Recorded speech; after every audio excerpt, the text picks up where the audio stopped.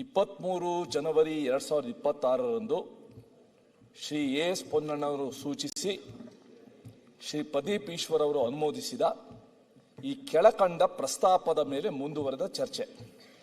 ಏನು ಪ್ರಸ್ತಾಪ?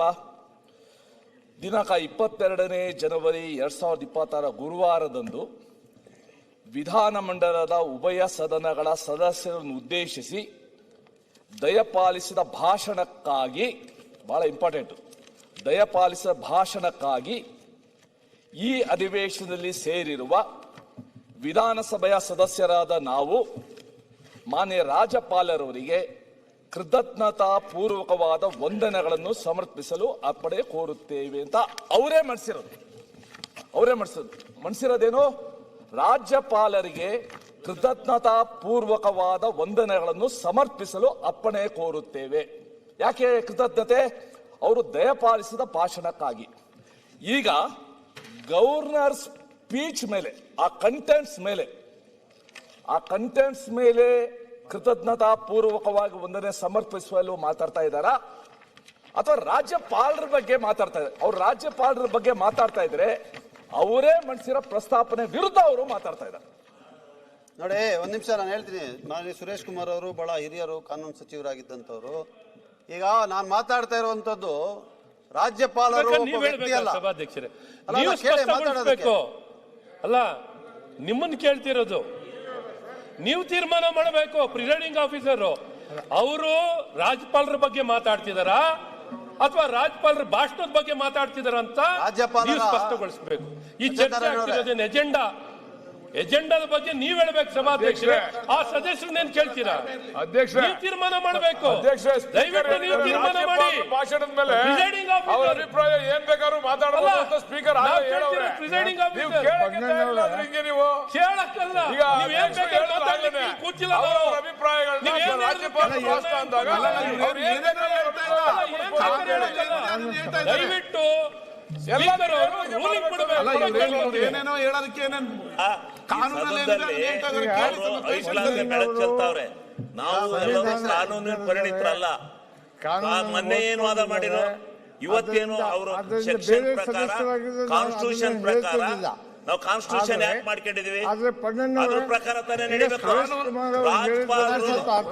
ರಾಜ್ಯಪಾಲರು ಅವರ ವಿವೇಚನಾ ಶಕ್ತಿ ಏನು, ಅವರ ಅಧಿಕಾರದ ಸ್ಪಷ್ಟವಾಗಿ ಹೇಳ್ತಾ ಇದ್ದಾರೆ. ಮತ್ತೆ ಅವತ್ತಾಗಿರೋ ಕರ್ನಾಟಕ ರಾಜ್ಯ ಜನತಾ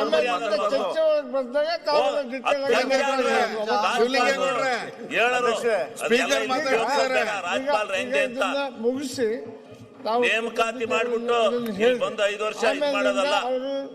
ನೇಮಕಾತಿ ನಮ್ಮಂಗೆ ಓಡ್ತಾರಲ್ಲ. ಇವರು ಕಾನೂನಿಗೆ ಮಾತಾಡ್ತಾ ಇದ್ದಾರೆ. ಹಿಂಗೆ ಮಾತಾಡ್ಬೇಕು ರಾಜ್ಯಪಾಲರು.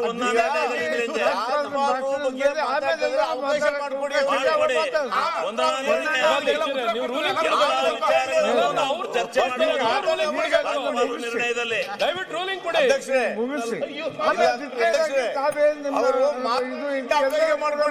ಅವಕಾಶ ಇದೆ. ಇದಕ್ಕೆ ಅವಕಾಶ ಸಮಯ ಕೊಡಬೇಕು.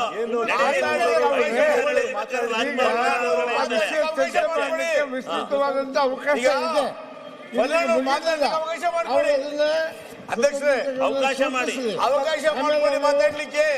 ಅವ್ರು ಕರೆಕ್ಟ್ ಮಾತಾಡ್ತಾ ಇದಾರೆ. ಅವರು ಅಡ್ವೊಕೇಟ್ ಹೈಕೋರ್ಟ್ ಇದಾಗಿದ್ದು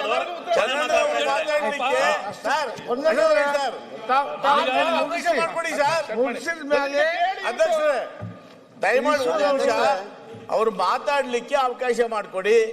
ಅವರು ಮಾತಾಡ್ಲಿ, ವಿಚಾರ ಪೂರ್ತಿ ಹೇಳಿ, ನಂತರ ಅವ್ರದ್ದು ಏನಾದ್ರೆ ಆಕ್ಷೇಪ ವ್ಯಕ್ತಪಡಿಸಿ ಅವರು ಅದು ಹೇಳಿ.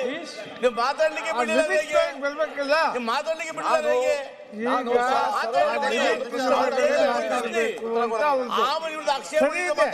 ಅವ್ರು ಮಾತಾಡಿದ್ದಾರೆ. ಈಗ ಅದಾದ ನಂತರ ಮತ್ತೆ ನಿಮಗೆಲ್ಲರಿಗೂ ಮಾತಾಡ್ಲಿಕ್ಕೆ, ಚರ್ಚೆ ಮಾಡ್ಲಿಕ್ಕೆ ಅವಕಾಶ ಇದೆ. ಇರ್ಬೇಕಾದ್ರೆ ಅವಾಗ ಮಾತಾಡ್ರಿ ಅಂತ ಅವ್ರು ಹೇಳ್ತಾ ಇದ್ದಾರೆ. ಈಗ ಮುಗಿಸಿ ಪ್ರದೀಪ್ ಅವರು ರಾಜ್ಯಪಾಲರ ಭಾಷಣದ ಬಗ್ಗೆ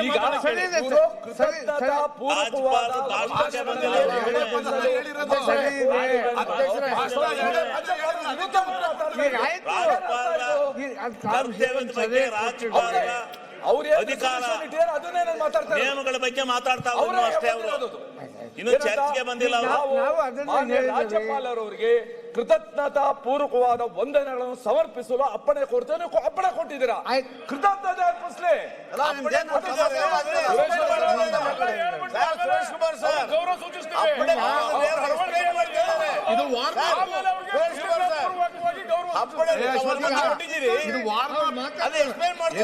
ಕೃತಜ್ಞತೆ ಸಲ್ಲಿಸ್ತಾರೆ.